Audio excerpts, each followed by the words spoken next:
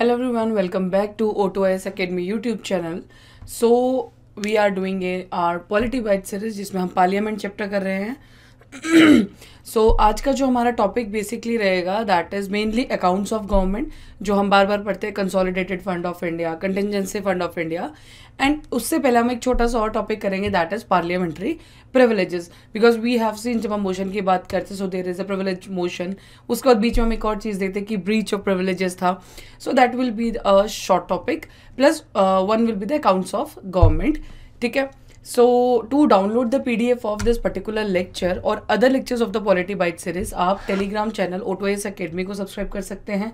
Plus आप O2IS Academy की app को भी डाउनलोड कर सकते हैं जिसमें आपको Polity Bite series के सारे लेक्चर्स की PDF मिलेगी. Plus you will also get बाकी जितना हमारे जनरल स्टडीज़ के सब्जेक्ट है उनको रिलेटेड फ्री स्टडी मटेरियल वहाँ पे अवेलेबल है, जिसको आप डाउनलोड करके at least you can take help from that material for your preparation. तो आज का जो टॉपिक है that will be the polity bites का parliamentary privileges and then the second is accounts of government. तो जब हम बात करेंगे कि what is this parliamentary privileges, तो पार्लियामेंट को क्या प्रिविलेज दी गई है, मतलब जो उसके मेंबर्स हैं, जो एक बार पार्लियामेंट को जो जब हमने बोलते कि पार्लियामेंट बनाता कौन है, तो उन पर्टिकुलर जो कंपोजिशन देता है पार्लियामेंट, उस कंपोजिशन की क्या प्रिविलेजेस हैं. ठीक है. So that will B studied by us in today's lecture. बहुत छोटा सा टॉपिक है, so it will be a very crisp topic. Okay, so rights and immunities enjoyed by legislators so that they can effectively discharge their functions. हमने वही बोला कि जो एक पार्लियामेंट को बनाता है, जो उसके मेंबर्स हैं, जो लेजिस्लेटर्स हैं, जो पार्लियामेंट की कंपोजिशन है, उसको बेसिकली क्या हमने प्रिविलेजेस दिया, उसको बाकी लोगों से आप कैसे अलग करते हैं. जैसे अगर मैं कॉमन मैन हूँ, आप पार्लियामेंट के मेंबर हो, तो आप पे और मेरे की जो हमें मुझे बेसिक, मतलब आपको जो बेसिक या इम्पोर्टेंट जो आपको कुछ राइट्स दिए जाएंगे या कुछ आपके लिए फैसिलिटीज़ दी जाएंगी. In short privileges means facilities, कि आपको ऐसी कौन सी चीज़ें हैं जो आपको फैसिलिटीज़ दी जाएंगी जो आपको एक नॉर्मल इंसान से, नॉर्मल सिटीजन से अलग करता है. So, under these privileges, the members of parliament are exempted from any civil liability but not criminal liability. मतलब आपको civil liabilities से आपको थोड़ा सा छुटकारा दे दिया जाएगा, बट अगर आपने कोई क्रिमिनल उसमें किया तो उसमें आपके पास कोई भी प्रिविलेज नहीं होगी. ठीक है. Then the privileges are claimed only when the person is the member of the house. अगर उस पर्टिकुलर बॉक्स का मेंबर हो, फॉर एग्जाम्पल एक बॉक्स हमने दे दिया कि अगर आप इस रूम के अंदर हो तो आपको ये फैसिलिटीज़ दी जाएंगी, बट आप इसको एक मेंबरशिप की तरह समझे. जब हम कोई एक चीज़ की मेंबरशिप लेते हैं, जैसे अगर आजकल हम यूट्यूब की भी मेंबरशिप लेते हैं, तो उसमें हम क्या देखते हैं कि if you will take the membership of the या सब्सक्रिप्शन ऑफ द यूट्यूब, तो आपको क्या फ़ायदा होता है कि आपको वो एड्स वाला जो पार्ट है आप उससे बच जाते हो. ठीक है. But if you are not the subscription member, उसके मेंबर नहीं है, तो आपको वो एड्स देखनी पड़ती है. सो सेम कि अगर आपके पास पार्लियामेंट की मेंबरशिप है, आप उसके मेंबर हैं, तो आपके पास पर्टिकुलरली कुछ प्रिविलेजेस उसमें इंक्लूडेड होंगी. ठीक है. सो जस्ट थिंक कि एक रूम है, रूम के अंदर ये फैसिलिटीज है. If you enter that room, so automatically that will be the facilities will be provided to you. As soon as he और she ends to be member, the privileges are said to be called of same. अगर आप इस room से बाहर निकल गए तो privileges दोबारा से खत्म हो गई. यूट्यूब की सब्सक्रिप्शन अगर खत्म हो गई मीन्स जो आपके पास एड्स हो आपको वापस से देखनी पड़ेंगी. सो सोर्स ऑफ प्रिविलेजेस कहाँ से, सो वील स्टडी की कहाँ से प्रिविलेजेस या प्रिविलेजेस हमारे कॉन्स्टिट्यूशन में कहाँ मेंशन है. So these are the articles 105, 194, 122. इनको आप थोड़ा सा डिटेल में देख भी लेना, but see that's not important part.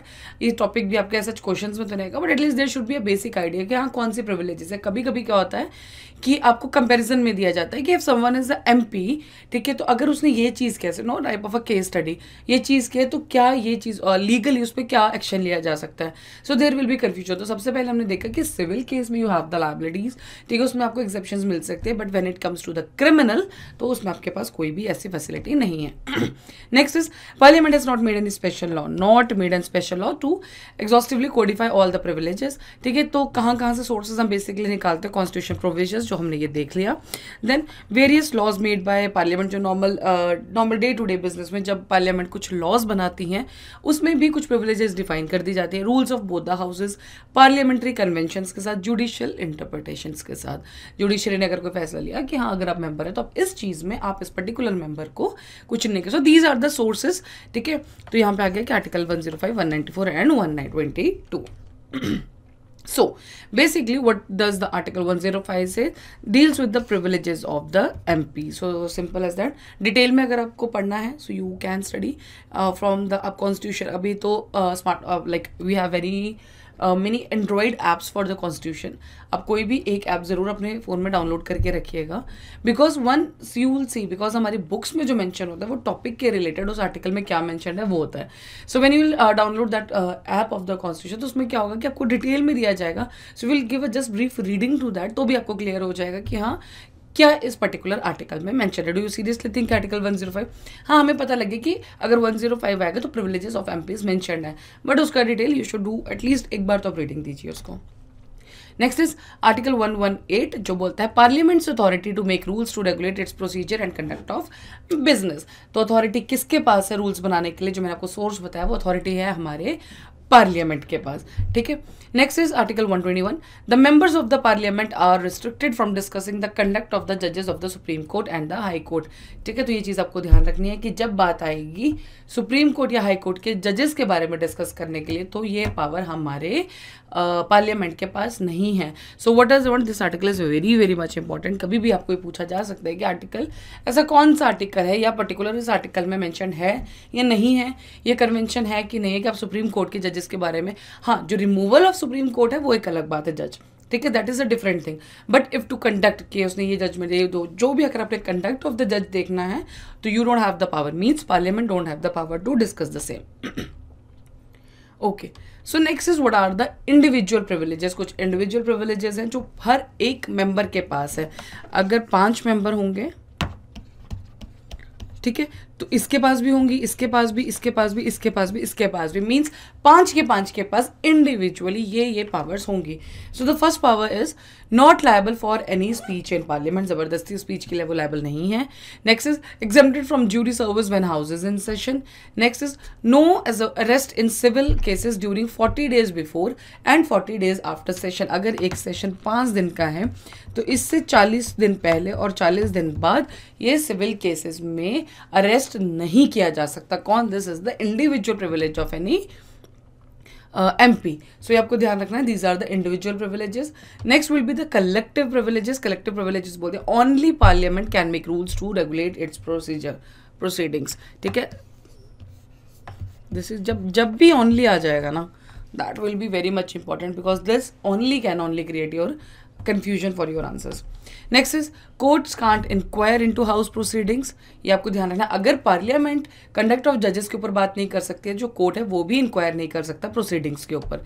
Next, can exclude strangers from proceedings. कोई बाहर का इंसान है वो देखना चाहता है, नॉर्मली लॉबी आपको पता है कि वहाँ पे अलाउड होता है, आप जाके दे सकते हैं. But if they want to exclude you तो वो कर सकते हैं. Reports, debates and proceedings and also the right to private orders from publishing the same. जो भी रिपोर्ट, डिबेट, कोई प्रोसीडिंग्स आई है तो अगर वो चाहते हैं कि वो पब्लिश नहीं होगी तो they have the power to उसको भी रोकने का. Next is it can punish members as well outsiders for breach of its privileges और इट्स कंटेम्प्ट. इट कौन? मीन्स वो पार्लियामेंट के पास पावर है कि अगर किसी भी बाहर के इंसान ने प्रिविलेजेस को या पार्लियामेंट की कंटेम्प्ट, जो हमने कंटेम्प्ट का एक मतलब पढ़ा था, ठीक है, सो अगर वो चीज़ करते तो parliament have the power to give a punishment. Next is secret meet setting. अगर आपको रखना है जिसमें कि कोई भी बाहर का इंसान नहीं होगा, so parliament has the power to conduct the same. Next will be it has the right to receive immediate information of the arrest, detention, conviction, imprisonment and release of a member. So ये था हमारा मतलब अगर कोई भी एक MP है या कोई मेंबर है, उसका डिटेंशन, अरेस्ट, कन्विक्शन के रिलेटेड, उसको इम्प्रिजनमेंट के रिलेटेड कुछ भी इंफॉर्मेशन चाहिए, सो इमीडिएट इन्फॉर्मेशन का हक हमारी पार्लियामेंट के पास है. वो कह सकते हैं कि we want this information. So that's all about this छोटा सा topic that is our privileges. जिसमें आपको बेसिकली जो आपको याद रखना है वो 3-4 आर्टिकल्स थे कि पहली बात की प्रिविलेजेस की बात की किस में गई है. सो दैट इज 105. ठीक है, कि भैया ये प्रिविलेजेस है. कंडक्ट ऑफ जजेस की कि कोर्ट्स इंक्वायर नहीं कर सकती है. जजेस के बारे में जब बात नहीं करनी है तो जजेस के बारे में बात नहीं कर सकते, तो वो कौन सा है? आर्टिकल 121. तो ये छोटी छोटी चीज़ें थी जो आपको याद रखनी है. सो जो मेन टॉपिक जो कन्फ्यूजन क्रिएट करता है and for the day is the accounts of government. ठीक है, जब हम अकाउंट्स ऑफ गवर्नमेंट की बात करते हैं तो हम पढ़ते हैं consolidated fund of India, contingencies fund of India. तो बेसिकली ये वेरी कैसे करता है, इसमें फ़र्क क्या है, सो दैट वील सी. सो पहला है हमारा कंसोलिडेटेड फंड ऑफ इंडिया जो बात करता है हमारा आर्टिकल नंबर 266 के अंडर. ठीक है, सो It is a fund to which all receipts are credited and all payments are debited. As simple as that. Government की जब भी बात आएगी उसकी जितनी रिसीट्स आएंगी जो क्रेडिट होंगी प्लस जो पेमेंट्स उसको देनी है वो जो डेबिट होंगे that will B from the consolidated fund of India. Next is all revenues received by the government of India.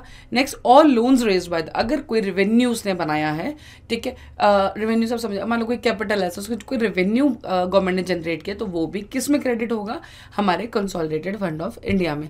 और अगर कोई लोन उठाया है, ठीक है, ट्रेजरी बिल से, बे ऑफ बंगाल, कहीं से भी कोई जो लोन रेज किया है हमारी गवर्नमेंट ने, वो भी किस में क्रेडिट होगा, हमारे कंसोलिडेटेड फंड ऑफ इंडिया में. Next is all money received by the government in repayment of loans. मान लीजिए गवर्नमेंट ने किसी को लोन दिया था, मान लो गवर्नमेंट ने भूटान को लोन दिया, तो भूटान से जो रीपेमेंट आएगी वो भी किस में आ जाएगा, हमारे कंसोलिडेटेड फंड ऑफ इंडिया में. All the legally authorise payments on behalf of the government of India are made out of this fund. जो लीगली हमारी पेमेंट्स होंगी वो भी कहाँ से जाएंगी, हमारी कंसोलिडेटेड फंड ऑफ इंडिया से. Parliamentary law, legislative action is required for appropriation issued or drawn of funds from this account. मतलब नॉर्मली ऐसे नहीं जाएगा, जो हमारा पार्लियामेंट्री लॉ है उसको यूज चाहिए हमें इस पर्टिकुलर से कोई भी अमाउंट विड्रॉ करने के लिए. Next is public account of India, वो भी हमारे केस में आता है आर्टिकल नंबर 266 में. All other public money other than credited to the consolidated fund received और by on behalf of the government of India shall be the credited public account of India. हमने पढ़ा loans, repayment of loans, सब कुछ पढ़ा, लेकिन उसके अलावा भी हमारा पब्लिक मनी है, तो जो वो पब्लिक मनी है वो किस में जाएगा, that will be into a public accounts of India में. Next is includes provident fund deposits, judicial deposits, saving bank deposits, departmental deposits, remittances among others. I think this will be very much clear कि हाँ public account of India और हमारे consolidated fund of India में कहाँ फर्क है. जो भी हमारी प्रोविडेंट फंड के डिपॉजिट्स हैं, जो हमारी पीएफ्स आते हैं, जुडिशियल डिपॉजिट, सेविंग, जो हमने अकाउंट्स बनाया गवर्नमेंट ऑफ इंडिया, ठीक है, आरबीआई, ये वो, लेकिन ये सब चीज़ें हमारा किस में जाएगा, that is in our public account of India में. Next this account is operated by the executive action. ध्यान रखिएगा, consolidated fund of India is from the legislative action. Parliamentary law चाहिए उसके लिए, but when it comes to the public account of India it is operated by the executive action.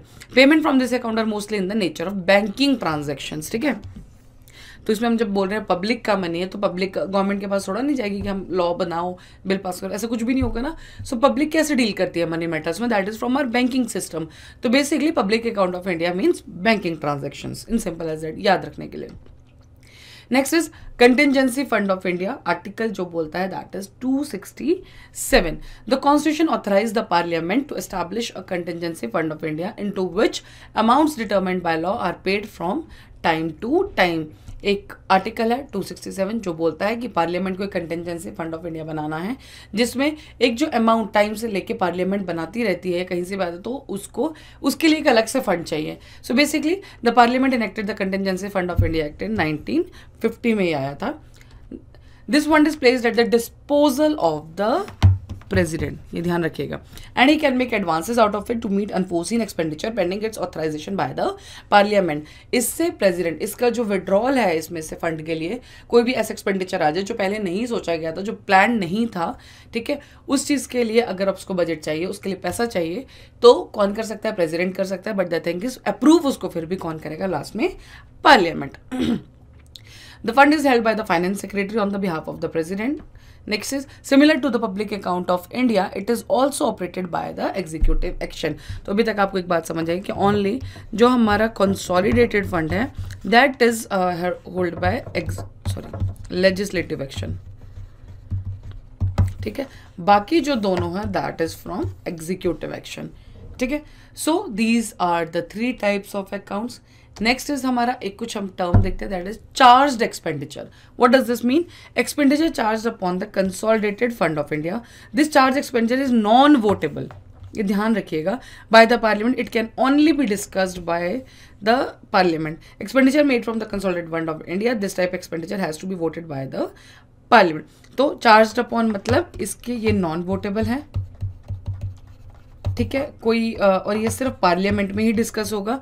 और एक आता है charged expenditure, एक आता है expenditure made from the consolidated. ये 2 अलग चीजें हैं. जो चार्ज है उसके वो that is non votable, but made from the consolidated fund it has to be voted by the parliament. So these are the two terms हम बहुत बार यूज़ करते हैं कि दिस पर्टिकुलर, जब हम कुछ सैलरीज की बात करते हैं हमारे तो बोलते हैं charge from the consolidated fund of India. इसका मतलब इसमें आपको वोट नहीं करानी पड़ेगी पार्लियामेंट के कि हाँ जी ये हमने सैलरी दे के ना दे. So that is charge upon the consolidated fund of India. But when it is made from this particular expenditure made from the consolidated fund of India, तो that has to be voted by the members of the parliament. Okay, so now we'll see 2-3 questions. The Constitution of India does not mention parliamentary privileges specifically in any article. ठीक है, तो अभी हमने पढ़ा इतने articles में, of course this is wrong. तो ये तो गलत, ये भी गलत. There may be contempt of the house without committing a breach of the privilege. Of course ऐसा हो सकता है कि हाउस को कंटेम्प्ट किया जाए जिसमें प्रिविलेज नहीं, और भी काफ़ी चीज़ें हैं जिसमें कंटेम्प्ट ऑफ हाउस होता है. ठीक है, so this is correct. So answer will be B. Next, which of the following statement is correct? Parliamentary privileges do not extend to Attorney General. Parliamentary privileges extend to President. Freedom of speech in Parliament is a collective privilege. All of the above. इसमें which of the following statement is correct? तो हमने इसमें देखा था कि freedom of speech, अब जो extend to President हमने President के लिए देख लिया था कि कौन सी special powers है. इसमें बोला था Parliament privilege do not extend to the Attorney General. क्यों नहीं होता? Of course he is also the, इनको भी मिलता है. So the answer will be simple as C. Freedom of speech in Parliament is a collective privilege. So answer will be C.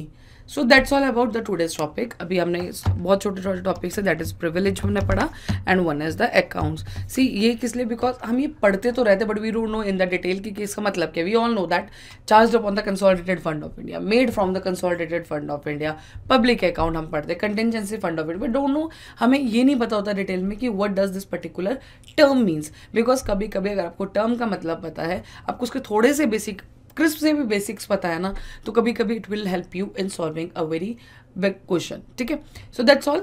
Do revise this. अब now from the next lecture we will start with Supreme Court, high courts. ठीक है, अब we will start with the, पहले हम पढ़ेंगे union, then हम पढ़ेंगे state. Means next lecture will be of the supreme court and then it will be of the high court. सो ऐसे अब चीज़ें चलाएंगे because we have totally covered with the parliament का. ठीक है, then we have also covered the governor. Last lecture आपने governor का देखा. उससे क्या है, अभी now state executive, parliament, union executive, ये सब चीज़ें हमारी खत्म हो गया. अब हमारे पास बची हैं बॉडीज दैट विल कवर सेमिलेंटली, मतलब सुप्रीम कोर्ट का लेक्चर देन हाई कोर्ट. इससे क्या होगा, you will get clear with the कि हाँ जी दोनों में क्या. क्योंकि मैंने आपको पहले भी जब हमने प्रेसिडेंट और गवर्नर कहा था उसमें मैंने एक चीज़ कही थी कि the difference will be only of the articles, और एक दो एक्स्ट्रा पॉइंट्स होते हैं. ठीक है, so that's all about the today's lecture. Thank you so much. Do download the O2S Academy app and वहाँ से PDF डाउनलोड कीजिए एंड इसको रिवाइज कीजिए. Thank you so much.